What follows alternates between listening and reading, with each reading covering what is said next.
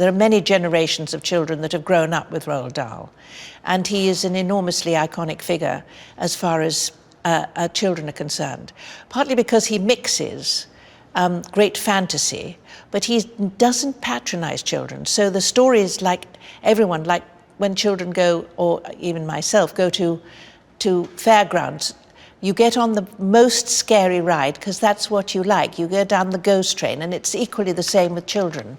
They like to be frightened, as long as there is somewhere safe to go afterwards and before, or they're being taken along this journey with someone that they can trust.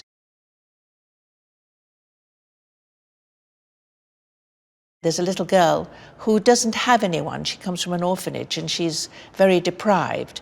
And she's taken up and she finds a relationship with another outsider, because the BFG is an outsider and she is an outsider. They're not people who've been braced by society. So they find a common cause and they find a common warmth and love between each other, because they're both people who are on the outskirts of of mainstream society. And that's a wonderful thing.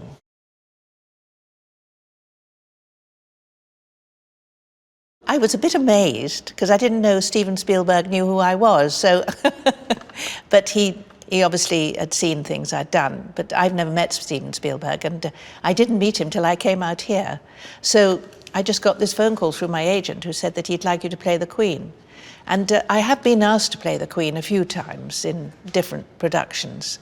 And I've always felt that, I mean, a lot of people do it extremely well. Helen has done it wonderfully, and they do it very well. But I've always felt that it would just be a takeoff of the Queen, and I didn't know whether I'd be that interested. But the Queen in a Roald Dahl story is a queen it's a slightly heightened queen. So all my jewellery is just slightly bigger than the real queens. And we're moving into this wonderful fantasy world where the Queen is relating to things that the Queen in real life wouldn't relate to, probably. I have to say that for a younger audience. But it's another world, so I thought it would be a very interesting thing to do. And also, I was very delighted to be working with Steven Spielberg, whose work I've admired for many, many years.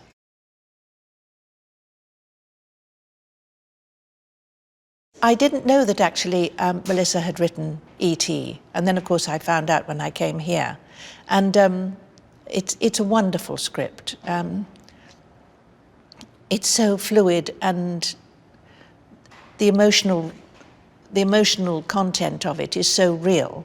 I mean, between the characters, and it's terribly witty. It's a very, very witty script. So if you have a witty script and you can do something with it, because that's all an actor has, actually. And if he doesn't have the words, he's nothing really.